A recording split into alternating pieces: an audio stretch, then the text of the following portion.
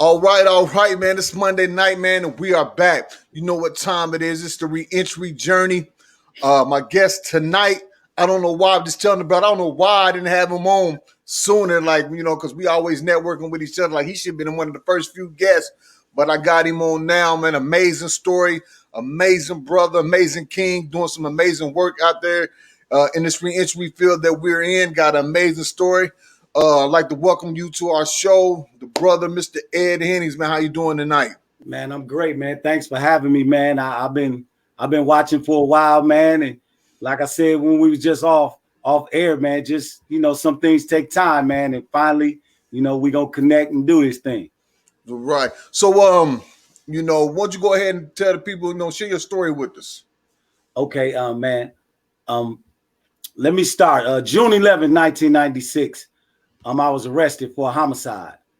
I was charged with first-degree intentional homicide, defending and aiding, assisting a relative of mine, had some beef in the neighborhood, and I intervened into it, and it ended up me shooting somebody twice. Nobody bled, nobody fell down. It wasn't like on TV, somebody gets shot, and you see this guy laying on ground with a lot of blood. Everybody ran and stuff like that. So just to make a long story short, I went to the county jail that night. Didn't know anybody was shot. Didn't know anybody was even hit. But the paper was slid under my door and it said first degree intentional homicide, mandatory life sentence. And at that moment, I don't even think I could feel my legs. I don't even think I can, even feel air at that time. Didn't know if I was even breathing. I thought I was unconscious now that I look back on it. But my mom came and seen me the next day. She was asking me a lot of questions about, what happened? How did this all happen? And, I had threw in the towel. I had said, it's no use even explaining this. I'm facing the rest of my life in prison. It's over with for me. That's 70%. 70% of the people in the state of Wisconsin that go up for first degree intentional homicide get convicted. Mm-hmm. So I got a 30% shot. And my mom like, hey, you know what? We gonna fight. Tell me what happened. And at that moment, you tested. You've been put in a situation where everything that you have inside of you is on the line. Somebody that really loves you is looking through a glass and telling you to fight. And at that moment, I began to fight. I didn't know what I was fighting. I didn't know how I was going to fight it because I never been through the system before in my life. I was 24 years old and I began my journey. I went to trial, fighting, pleading self-defense, and I got convicted of a lesser included offense. Okay. So you saying your first night, what I'm saying? This is everything done went down. Your mind's racing. Mm-hmm. You're sitting in there, first night inside the cell. You see something slide up on the door. You go grab it. It hit you with that first degree intentional homicide. Yes, sir. Life without. This the first night. First night. You said as you looking back on it, like all the air was out of you. That's the biggest blow that you could possibly take. It's gonna knock everything up out of you. What was your mindset right then and there? It's under you like. Soon as you like life without. What was going through your mind right then and there? It's over, man. I never see the free world again, man. It's over for me. I won't all of that other stuff I was doing the day of that morning and the day before, my life before, it'll never be the same again. Right. I just thought I better start getting prepared to live my life in behind these bars. Right. And a lot of people don't understand. Some people that never been to prison, or they don't really understand like how certain things can just trigger something just like that. So like you said, like you just started like, man, I'm finna spend the rest of my life behind bars off this one paper they sit under your door. Yep. Now, not just that thought press. Now you got to really start thinking about, man, I really got to do this. Like I really got to start jailing. I'm really got to go into prison. I don't know what prison is like. All I can really vision is what I've seen in TV or things like that, Nick. So I really got to change my whole mindset from how I was earlier today from this point on, because I don't know what I'm entering into. That's right. Outside the fight in the courts, because it's already looking like, man, I only got a 30% chance. So most likely I'm finna get clapped anyway, just from how it goes. Yeah. So now I got to carry this mindset and this mentality. My mentality got to switch, because now I'm going into a different battleground, a different field.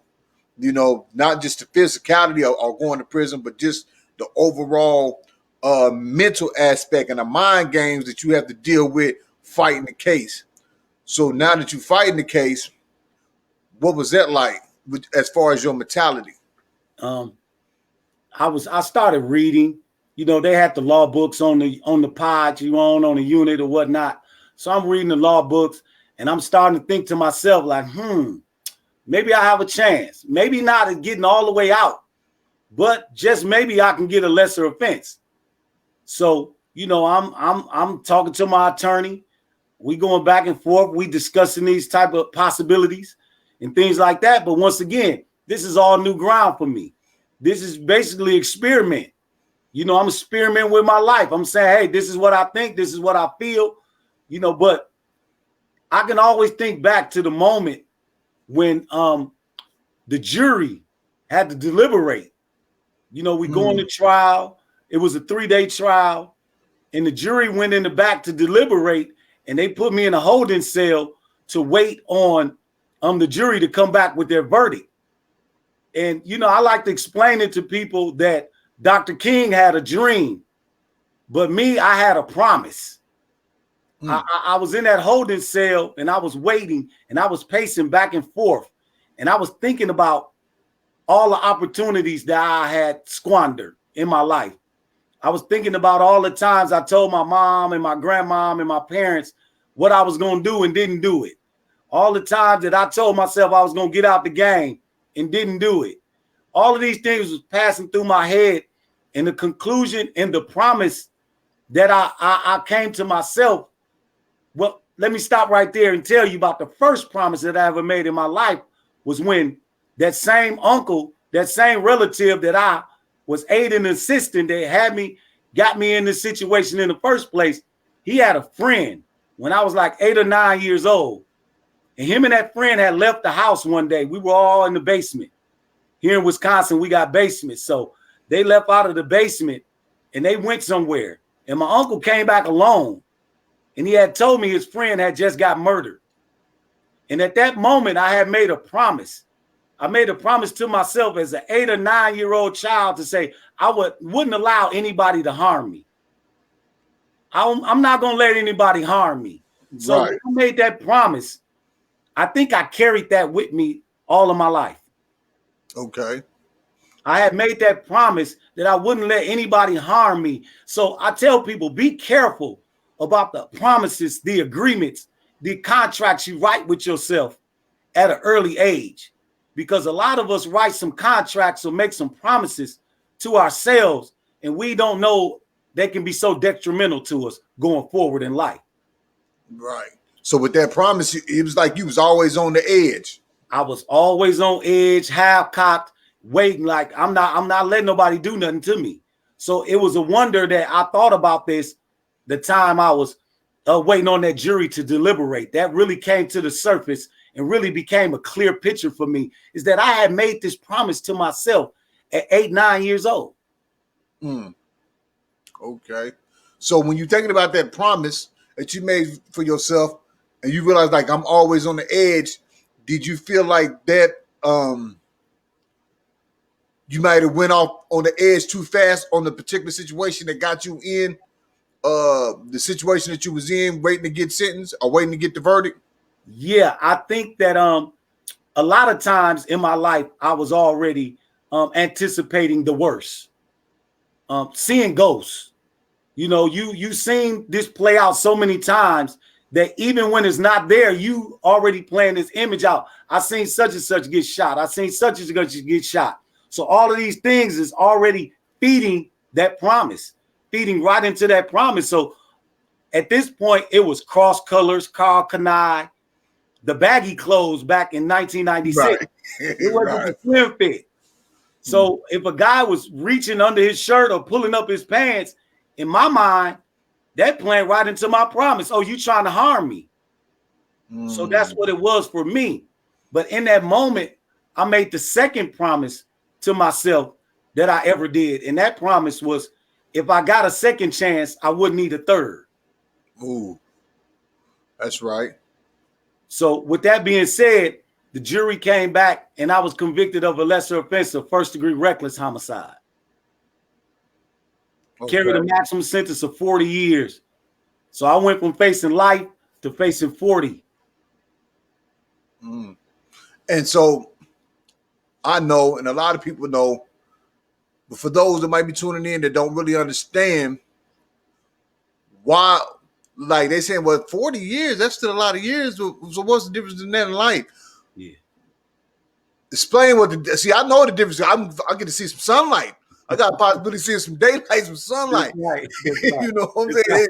This is a drastic change, but some people trying to figure out like life 40, that ain't really too much. Explain the difference, why it was important for you to get the lesser.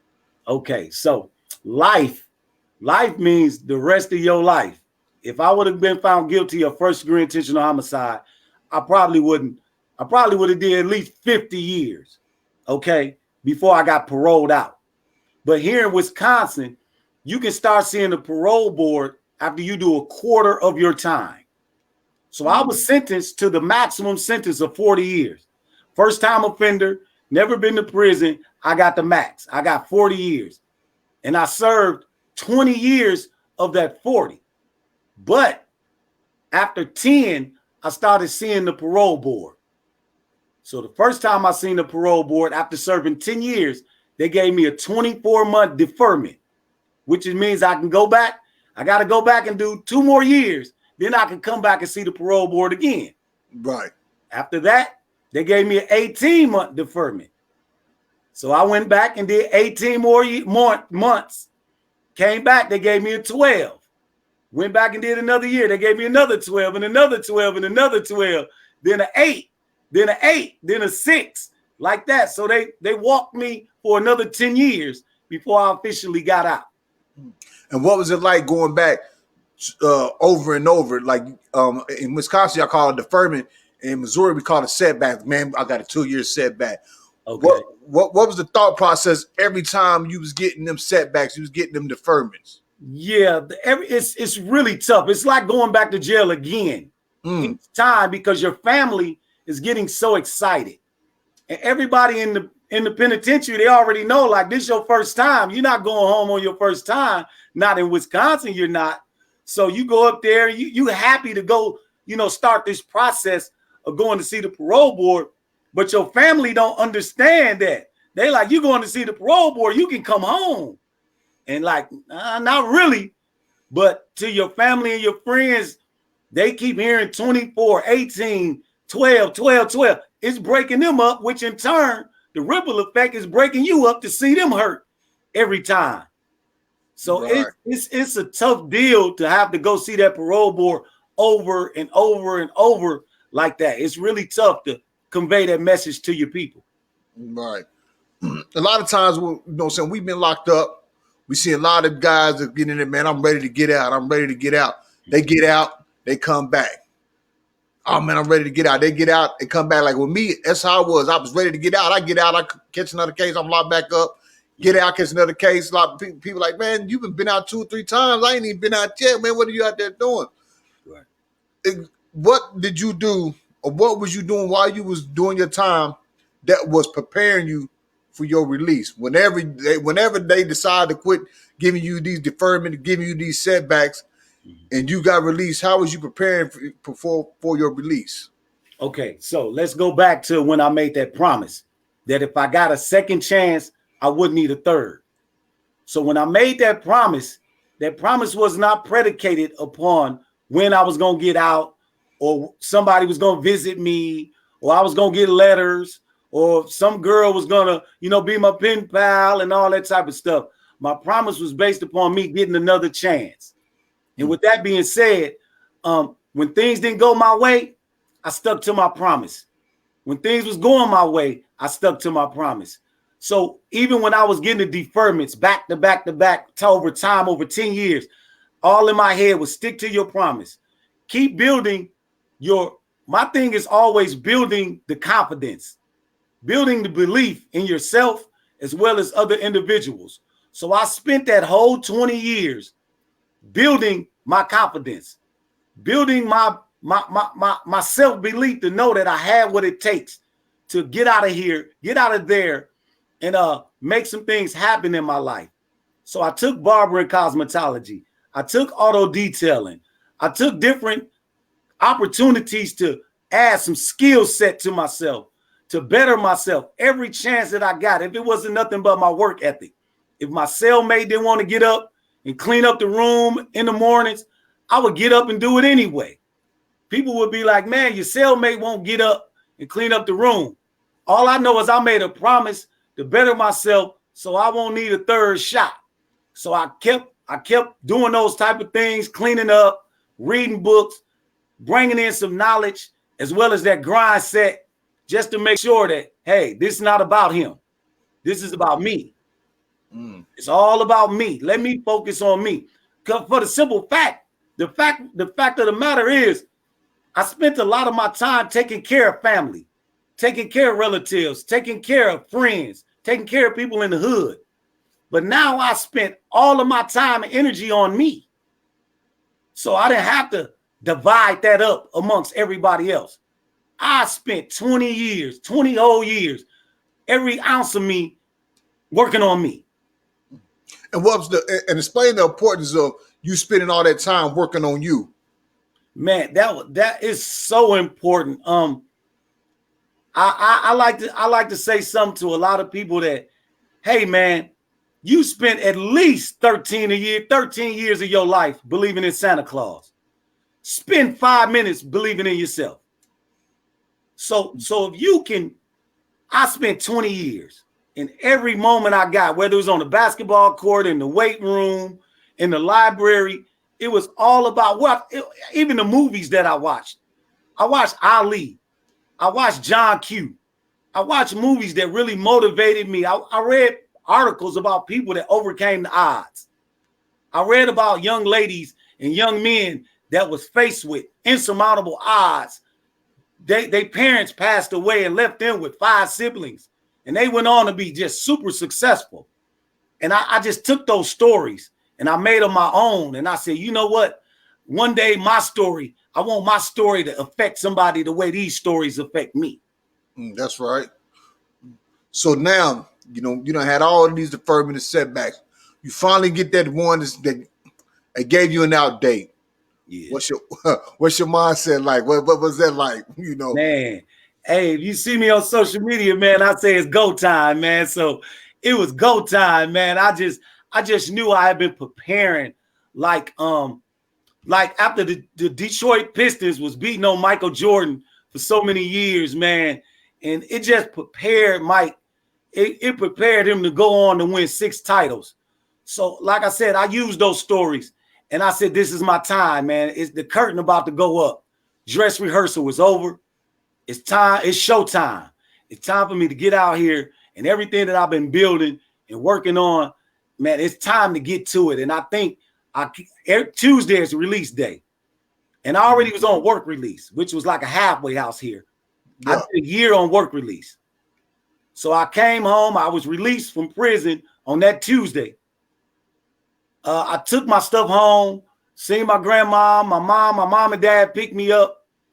And on Wednesday, I was back at work. I knew a lot of people that got out and they took a week or 2 off from their jobs and stuff like that. I was back at work that Wednesday morning. Why? It was because I knew that it was time to get to work. It wasn't time to celebrate and have fun. Like, I know my family wanted that, but I knew in my mind and in my heart, I was ready to get to work. I was ready to get after it. Right. You was bypassing all the celebration. Yeah. And everything else. What made you want to just, bypass like you said, most people get out, they take 2 weeks, whatever. Like, what made you want to just get out, bypass all that, and get right back to work? Like, no breaks. Like, I'm out here now. I got to get to it. Yeah, because I didn't feel like just getting out was an accomplishment. I feel like everybody's gonna get out at some point. Just walking out of prison, like, okay, yeah, I'm happy to see y'all. I know y'all happy to see me, but I got some goals. I got some goals I want to meet. And I had these goals when I had nothing else. All I had was my goals when I was in there. Year 1, year 2, year 3. I didn't have a lot of people, but I had my goals. And I held on to those. And I'm going to stay true to my goals. So I got out. And when I walked out of there, I stayed true to them goals, man. It's me and these goals. If I don't have nothing else, if everybody else walk away from me, if everything else leaves me, I got these goals, I got these dreams, and I'm gonna hold on to them. Right. So you get out, and I'm glad you said something, man, because a lot of people don't really need to understand this. That when you get out, it's not a celebration getting out of prison. Like you know what I'm saying? It's not a celebration. You know what I'm saying? That's just the easy part, getting out. Yeah. Now that you out, because a lot of people celebrate. They get out. Oh man, I'm out. You know, like a celebration, and then within 1 week, they lock back up. Right. So I'm glad you made that point about it wasn't a celebration now that you're out of prison, because now I got some work to do. I got these goals and stuff that I've been building over 1 year, 2 years, 3 years, all the way up to 20 years. I've been building something that once I get out, I got to get out and attack. So I ain't got no time to be just because I'm out. Yeah, I did 20 years. Yeah, I know it's a long time, but it's not a celebration. It's just time for me to it's just another step for me into what I'm really finna do. So you get out, you know, you're going back to work. What was some of them, when you first got out, what were some of the struggles and things that you had to readjust to? Let me see. Okay. Remember previously I said I took barber and cosmetology. So I got my barber license in prison. And I think one big factor that really helped me transition out was that when I got to work release, and this is very rare in this state, they allowed me to get a job in a barbershop back in my own community as well. So my transition was a lot different than most people. I went every day to a barbershop and cut hair. So while I was in that barbershop, I seen everybody and everything in the hood in the barbershop. You know, it go down in the barbershop. So, so it was like a really like a way for me to ease out. I was able to make some money. I was able to shake hands with people, meet some new people, see old faces and let them know I wasn't going back to the old stuff. And you know, they seen what I was doing with my life. So that whole year before I got all the way out, that transition really took a lot of pressure off of me. So once I was all the way out, I had already seen and experienced a lot of things that I probably wouldn't have had I just got right out without that experience. Right. And what about like the technology phase? So in the you in the barbershop cutting hair, somebody might be on the phone.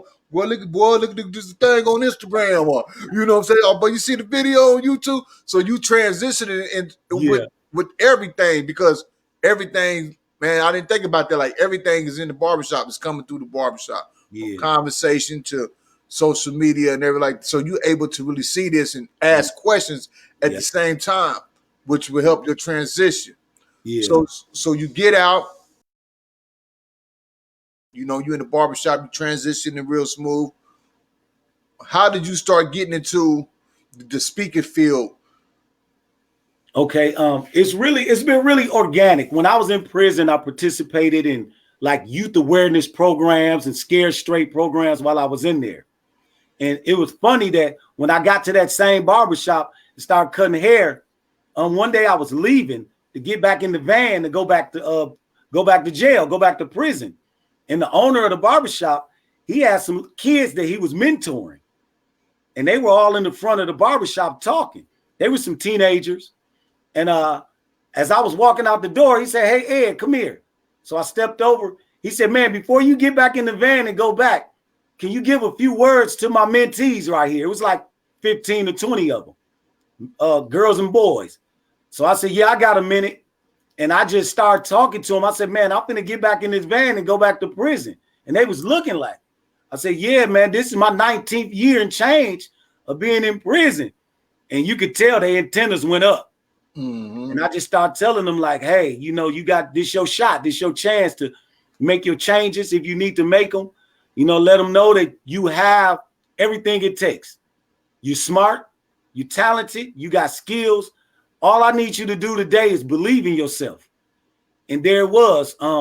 Ever since that day, I've been getting asked, like, could you come and talk to my kids? Could you come and talk? And then a brother came to Milwaukee about a year and a half ago, last August of 2019. His name is Wallow267. Wallow. So Wallow came to Milwaukee because I didn't even touch social media. I was old school. I thought it was nothing but a trap. I thought it was somewhere where the kids play. You know, I just didn't give a lot of credence to it. And then Wallow came to Milwaukee and we did a video. Wallow, he did 20 years. I did 20 years. So they introduced us. Me and Wallow hit it off and he grabbed his phone and he held his phone up and he said, this is my boy, Ed Hennings. He did 20, I did 20. It's 40 years between us sitting right here. You know, at that time, I had just started my trucking business. He said, Ed Hennings got a barbershop and he got a trucking business. Been home 2.5 years from prison. Boom, boom, boom. And it took off. And from that moment, people said, man, calling me like, man, why you ain't drop a new video? Why you ain't say this and say that? So after that, I just been jumping on social media after that experience.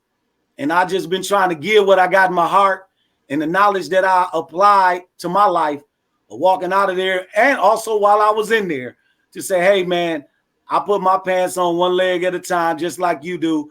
I'm not jumping 6 feet in the air, dunking a basketball. I'm just grinding hard, and you can do the same thing. Right. So as somebody getting out, like I say, I'm getting out. I just got out yesterday. I'm sitting here watching this. Say, hold on, you started a trucking business and in the barbershop. How did you make that? Like, how did you do that? Like, how did you make the transition? You was making a transition, but you also was getting into the business field. What was that like? What was your first business? Okay. My first business was selling hair. I came home at that barbershop that I'm telling you guys I was working in. I was making $7.25 an hour. For that whole year, I made minimum wage. I saved up as much of it as I could. So I came home. I had $7,500 saved up. I had $7,500. Believe it or not, a lot of people in Wisconsin come home with $20,000, $30,000, $40,000 that they have saved up from work release. But I had $7,500. I was working in that same barbershop, and the stylists, the ladies that were styling hair, were putting in weave. So the entrepreneur, the old hustler in me, it sparked my interest. I asked the young lady, I said, hey, what's up with this hair deal? What's going on? And she told me, she gave me a little knowledge of what was going on with hair, how much it was costing the ladies to get it done, how much it was costing them to purchase it. So I still was sitting on that $7,500. This was maybe 3 months after I was out. So I said, you know what? I took $800 and bought me a hoopty so I can get back and forth to work. So I had the remainder left over. And I asked the barbershop owner, could I sell the hair? I said, man, could I sell hair? Buy my chair? He said, I don't sell it. Go ahead. So I took $5,500 and invested in weave. So all the fellas, they laughed at me. All the guys that was cutting hair, they said, man, you can't sell no hair. This dude done got out of jail. He trying to sell hair. And it was a joke. But I was serious. Like I said, I got right to it. So I came up with an idea. I said, I'm going to be the man that deliver. I'm going to be the hair guy that deliver. So the ladies go to their specific salons and they call me like, hey, I need 24 inches. I need 28 inches. I need 26 inches. I jump in my hoopty, deliver their hair to the salon they was sitting in. I walk in, the ladies will be looking. I'll be like, yeah, I deliver. They say, let me get your number. So I start delivering all around the city, man. And a year later, after cutting hair and selling hair, I had bought my barber chairs, got my own place, and all those guys that was laughing, they knew it was real then. They was like, hey, You been open your own shop? I said, yeah, I'm opening up my own shop. So I got out in 2016, October, December of 17, I had opened up my own shop. So you opened up your own shop through that process. So what made you want to go into another line of business? Well, I was cutting the guy hair, one of my clients, and he was telling me about the trucking business. This was about 3 or 4 months after I opened up my barbershop.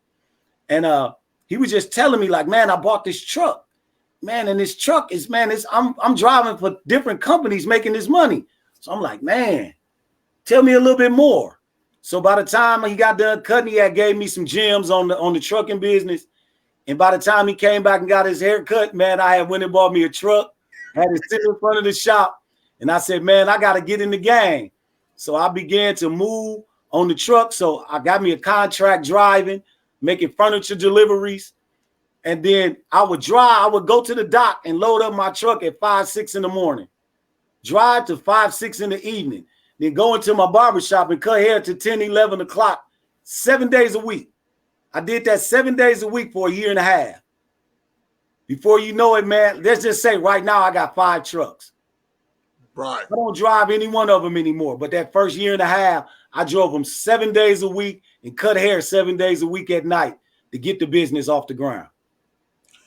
Yeah, you was out there grinding. Why was it important for you to put that grind in? Like you just said, to get your business off the ground. Yeah. You know, I'm raised with old school parents and they believe in working hard. So they gave me that hustle growing up. You know, whether it was the right way or the wrong way, I always was willing to put the work in. But I had learned, you know, through reading in prison, different, you know, guys that was on a whole nother level, Warren Buffett's, the Bill Gates', the Oprah Winfrey's, the Jay-Z's of the world. I listened to a lot of what they said and I came up. They said you work hard for the money and then the money works hard for you. So while I was grinding hard, I was not into spending. I was into looking at my money as an employee. I was looking at money as they ready to go to work for you. They're not there to just be given to other people because other people get them and put them to work. So I said, you know what? I got to get to that next level. And the only way I'm going to get to that next level is work hard for the money. Then once I get enough of it, then the money will work hard for me. Right. So that was my whole plan all along. This year and a half, I'm stacking, I'm working, I'm stacking. Now I purchased 5 more trucks. Now I don't drive any of them, but my trucks go out every day and I'm able to allow that money to work hard for me now. Woo. I hope y'all paying attention to what's being said here, man. It's some game. This is some game. And it's not only just some game, it's an opportunity for those to see that if you have a plan. Now, remember, he said he had a plan. Goals after goals. Each year, the goals. 1 year, goal. 2 year, goals. He got it. Then when he got to work release, he grinding, saving money, grinding, not spending. Then he got out. He was still grinding, continually grinding, and he was building at the same time. This is the opportunity and the blueprint to see that when you get out, it's no time to celebrate. If you really want to make something happen, you got to instantly get to it. So doing the hair, when you was doing the hair, did the beard grooming kit come? Was that being involved too? See, I can't grow no hair. I got alopecia. I wish I could, but I got alopecia out. My hair don't grow. But I always see you promoting and doing the grooming kit as well. So where did that come into play at? While I was, you know, growing your beard out, man, you know, you get a lot of questions. People say, man, your beard looks so nice, man. What you use?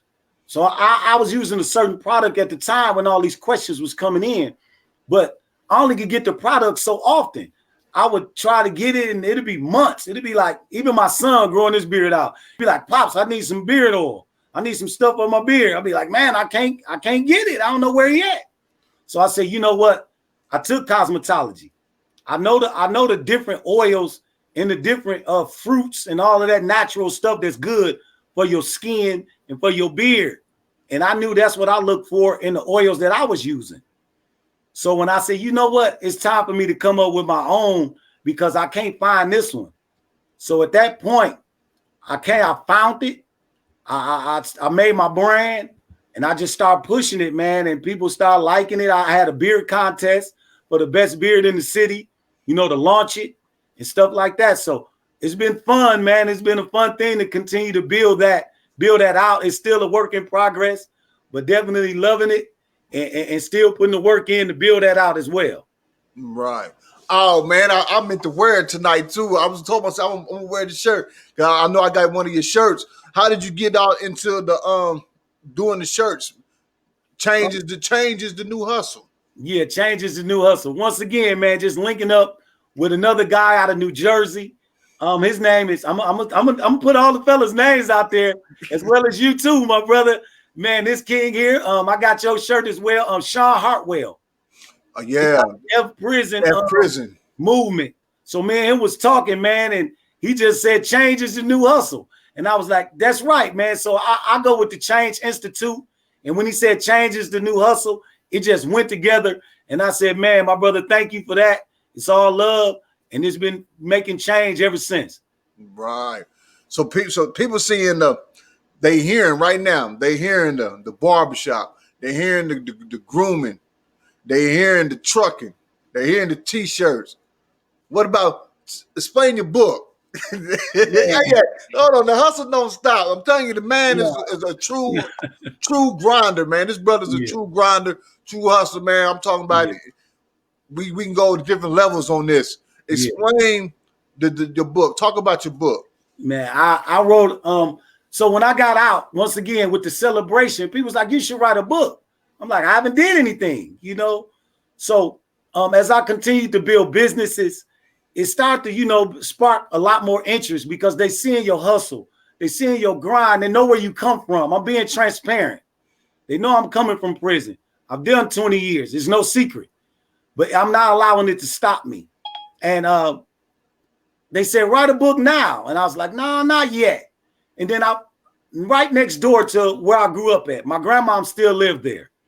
The house became for sale right next to the childhood home I grew up in. And I put a bid in to buy the house and I got it. But during that process, my grandma, she's an even keel woman. She don't get too high on nothing. She don't get too low on nothing. But at this moment, when I put the bid in, one day I came over and she said, what did they say about the house? And I looked over at her and she had a certain look in her eyes. And I said, Ma, I got the house. And at that moment, I seen the look in her eye and I said, if I could make my grandmama give me any type of look, and she been through everything. And when she gave me that look, I knew, I said, okay, I'm ready to write a book now. I think if I got her to have a little twinkle in her eye, right, I think I got some impact on somebody. Right, man, yeah, that's a good feeling to see her that she really was moved in her own way. Might not have been a lot of emotion, but you've seen it, and so that's great motivation. So we read the book, we were at we did the barbershop. Mm-hmm. So let's talk about your reentry program. Yes, sir. Break down your reentry program for those that's tuned in. Okay. If anybody ever heard me speak or ever talk, I talk about your mindset, because it's not really the things that happen to us, it's how we respond to them. And we're going to respond to these things according to how we see them. So it's just not me getting any bigger, any stronger, and not really any more smarter. But what I really had was I changed my mindset. I changed how I seen myself, first of all. And then I changed how I seen the world. And that enabled me to get on a different path. I call myself the comeback coach. So that enabled me to get on the comeback trail. And with that being said, I try to convey and help people make a mindset shift. But also, me taking cosmetology and taking barbering was part of that mindset shift. And that opened a lot of doors for me coming out. That helped me to transition with them clippers in my hand. So now I'm taking my barbershop and I'm taking my mindset shift, being the foundation and saying, guys coming out of prison, I want you to have the same opportunity that I had. First of all, the foundation is helping you change your mindset. Because if you got the wrong mindset, it's really nothing we can do. I can offer you money. I can offer you housing. I can offer you transportation, a job. But if you got the wrong mindset, which I've had before, I've squandered a lot of opportunities because I had the wrong mindset.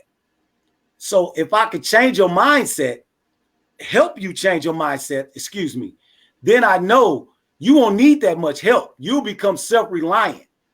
You'll become so self-reliant that you won't, help will be great, but you won't need any. You have the right mindset where no matter what happens, you're going to make it happen, because that's just the mindset that you're going to have. Exactly. So the second thing is offering barber and cosmetology. I know what that did for me and my skill set. So it's the mindset, it's the skill set, it's the health set, and with me, it's the grind set. So being able also to add that piece to your skill set, even if you don't want to do it for the rest of your life, it will give you a great start to build a financial base. Because the statistics show that the strongest factor of recidivism or going to prison in the first place is poverty. Poor people are going to prison, not rich people. So let's just try to make sure that we can help you build a financial base. And barber and cosmetology can do that for a lot of people if they apply themselves. Right. So those of you that's tuned in, he broke it down. He said, we're going to attack the mindset. We're going to get the skill set. We're going to get the health set. Then we're going to get the grind set. And explain the importance of health set. I'll be seeing you in the gym putting that work in. See you in the gym putting that work in. See you. I'll be checking you out. I said the brothers in there getting that work in. That's what's up. Explain the importance of the health set, not just the physical health set, but the mental and emotional health set as well. Wow. Man, they go hand in hand. Having your mind. I try to tell my mom. I even tell my mama, my peace of mind is non-negotiable. I can sit down with anybody and we can have a conversation about anything. But if you start messing with your peace of mind, you treading on some thin ice. It's impossible. We're human beings. We're designed to protect ourselves. Your body, like when you get a cut, your body starts to heal up on its own. You know, alcohol helps, a Band-Aid helps, but your hand, wherever you've been cut at, is going to start the healing process. It's going to start the protecting process. So making sure you keep that healthy. You don't want to be don't feel safe in your own body. You know, that's your safe place. Your mind, your body. So if you can keep that healthy and stay safe in that, then hey, you can go a long way. So keep your peace of mind straight, and your health have to be straight, because you can't grind if you're sick. You can't grind if you're not healthy. So you have to stay healthy in order to grind. And a lot of people neglect their health, and now they can't go hard in what they need to do because they're not healthy. Right. True indeed. So if you could tell somebody that's getting out of prison or just got out of prison here this week or soon, or somebody's tuning in who they got a loved one that's getting out of prison here pretty soon, what advice would you give to them? Wow. Great question. What I do is it's very hard when you're dealing with adults. So when you're dealing with a grown man, you definitely have to be able to balance this out. But I have loved ones that come home. I have friends that I know that come home, and I try to tell them to keep it simple. Don't get out. If you got some money, don't try to play Santa Claus. The pressure and the burden of returning home that your family, your friends, and your loved ones can not even intentionally place on you and pull you in so many different directions. And you want to meet these demands. These people have loved you through this experience. You want to meet these demands, and it can really become heavy to carry that load. And you have to keep it simple. You got to say, hey, I appreciate you guys. Whatever you've done for me, I appreciate you guys for praying for me. But I still need to continue to focus on me and keep my life simple. It's that way in business. It's that way in life. A simple life, you'll go a long way. There's so many holidays. There's so many things to celebrate. It's so many man-made things that's been made to keep you distracted, to keep you going in your bank account, to keep you going in your mind account. You got to keep all of that stuff simple for a period of time. Not to say you can't celebrate it, but keep it minimal, and you'll really have a reason to celebrate if you can make that sacrifice. Because you're going to sacrifice. You're going to sacrifice young, or you're going to sacrifice old. It's no way around it. So let's just get that clear. That's right. So let's see. We're man, I'm just tuned in. I had another question, but I'm just tuned in to what you're saying. It just ended up just getting because I got to start thinking about something else what you was talking about. But let the people know where they can find you with. Okay, my Instagram handle is Ed Hennings 1. My social media handle is Ed Hennings. That's LinkedIn is Ed Hennings as well. Those things I kind of frequent a lot. I try to come on every day. If I don't do a video, I try to drop something, some quote that I might have heard, somebody might have told me, or I might have came up with myself. But once again, it's always about believing in yourself. I try to tell people, I said, listen, it's a lot of things out here that I do take pride in. I take pride in education. I take pride in talent. I understand I'm looking nice. I understand all of these things, but nothing is more powerful. Nothing is more stronger than believing in yourself. It's a lot of educated, very handsome, very gorgeous women and men. There's a lot of talented people that don't believe in themselves. Prison is full of them. Prison is full of very talented and very intelligent people, but they don't believe that they can do the things that they potential have for them. So when I noticed that in prison, I came home and I noticed the same thing in the free world. A lot of people is not reaching their full potential because they don't believe in themselves.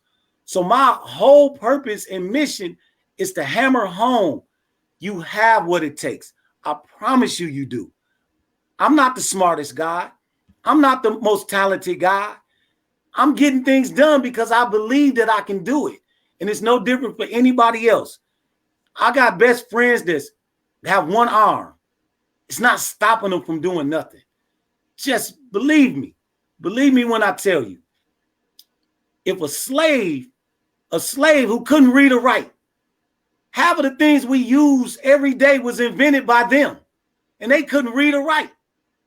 So you, with all of your intelligence and all your talent and all the advancements that we have made, you can't believe in yourself? Booker T. Washington built a college with his own hands. He was a slave when he did that. And we got way more freedoms than they have. All we have to do is believe in ourselves. We got it. We got what we have. Everything we need. It's already inside of us. And if you believe it, the sky's the limit. Right. True indeed. True indeed. So we got a question from Quan Madison. It says, with having so many goals, what was your greatest sacrifice? Wow. My greatest sacrifice is just, what can I say? Man, I take I love the grind so much. I know everybody else look at it like a sacrifice, but for me, let me just say this. I have children, and coming home to my children, I'm leaving and they were kids, and after doing 20 years and coming home and they adults, that I think that part right there really is something that it's always going to be a work in progress. I love them dearly. I know they love me, but it's different. It's not as if I've been here the whole time. So when I hear sacrifice, I can kind of correlate those two together. My relationship with my children has definitely been sacrificed. And I see some of the things and choices and decisions that they make. And I know, like, if I was home, I could have had a greater impact on that and just to have to handle it because they're adults and they can say, Daddy, I don't want to talk to you today.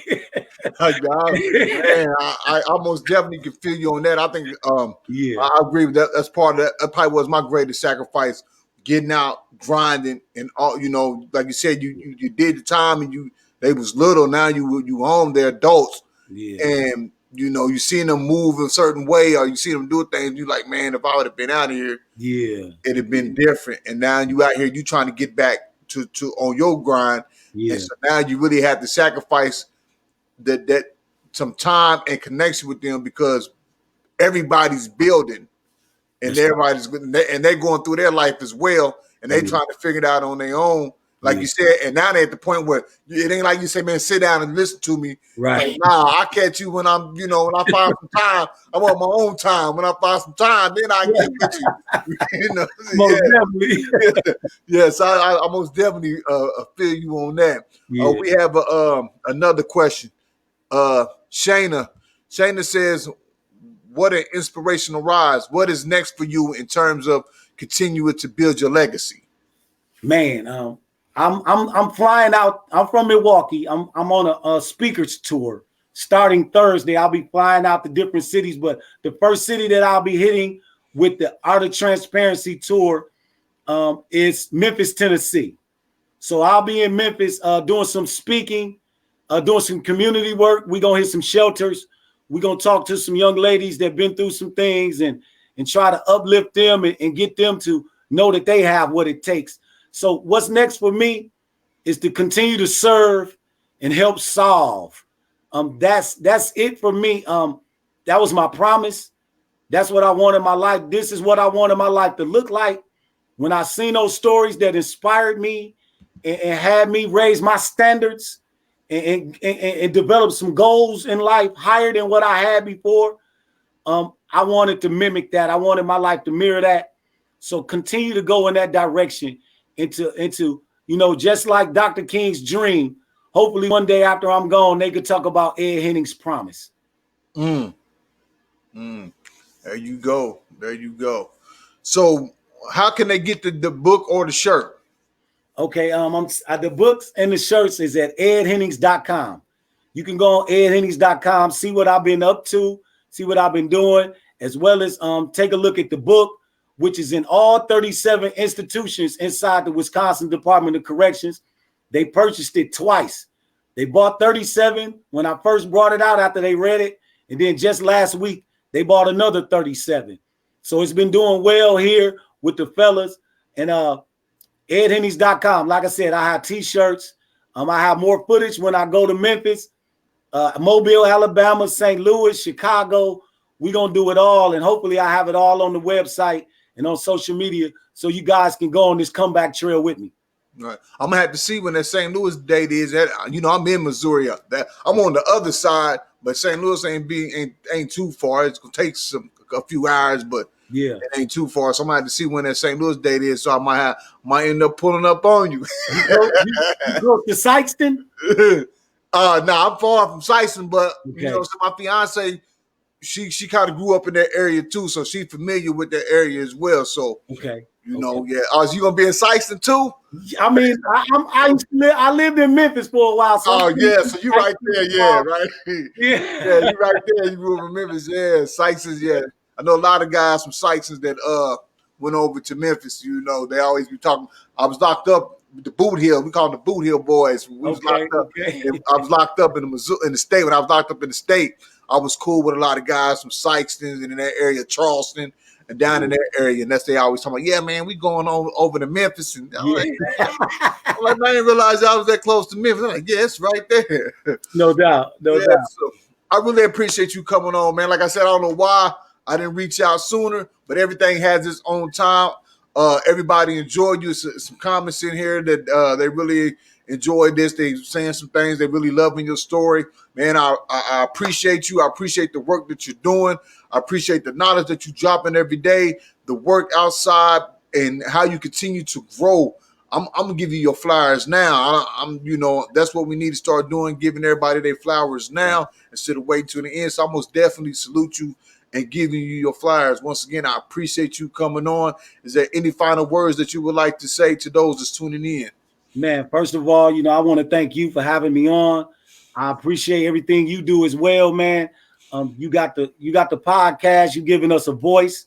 You giving us a platform, and we definitely need it. It's a lot more stories like ours out there. I love the comeback. I'm all about the comeback. And anytime we can come together and do that, and I want everybody to know that I never met one person that didn't have a comeback inside of them. So keep coming back. It's not over until you don't get up. So just keep getting up. There it is. We'd like to thank everybody for tuning in. If you want to catch the replay of this, it's going to be in the live. It's going to be on YouTube. It's going to be on all the streaming platforms where you can catch the podcast. Make sure y'all share it, because these messages got to get out there. Again, I appreciate you, King, for coming on and sharing your story with us, sharing your grind with us. Thanks a lot, man, and I wish you nothing but the best. Man, likewise, man. You have a great one as well. Thank you, everybody. All right.